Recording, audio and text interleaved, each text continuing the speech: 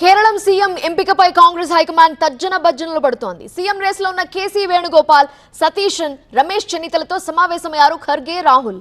ఈ నెల 23వ తేదీలోగా కేరళంలో ప్రభుత్వం ఏర్పాటు చేస్తామని కాంగ్రెస్ ప్రకటించింది. కేరళ సీఎం ఎంపికపై ఢిల్లీలో కాంగ్రెస్ నేతల కీలక సమావేశం జరిగింది.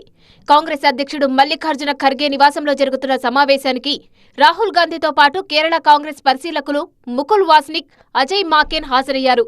ముఖ్యమంత్రి రేసులో కేసీ వేణుగోపాల్ ముందంజలో ఉన్నారు. అయితే సీఎం పదవి తమకు ఇవ్వాలని సతీశన్, రమేష్ చెన్నితల కూడా డిమాండ్ చేస్తున్నారు.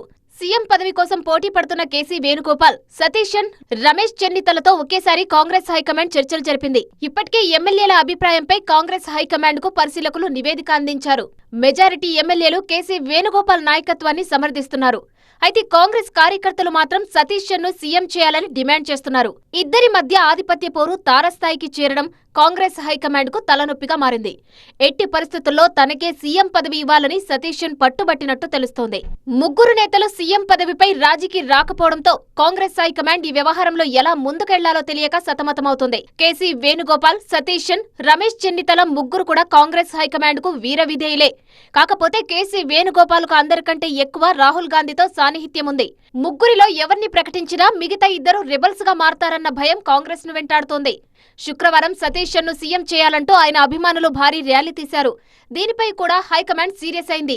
ఇది కాంగ్రెస్ సంస్కృతి కాదన్నారు రాష్ట్ర వ్యవహారాల in charge Deepa Das Munshi. Over enthusiastic workers and some unruly incident happened in Kerala. People have given us landslide majority, and those unruly incidents are not our Congress culture.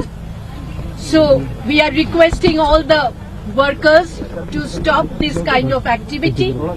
I think in due time we will get the final decision by our High Command, and we are waiting for that. High command ఏ నిర్ణయం తీసుకున్నా కట్టుబడి ఉంటామని ప్రకటించారు కేసీ వేణుగోపాల్, సతీశన్, రమేష్ చెన్నితల.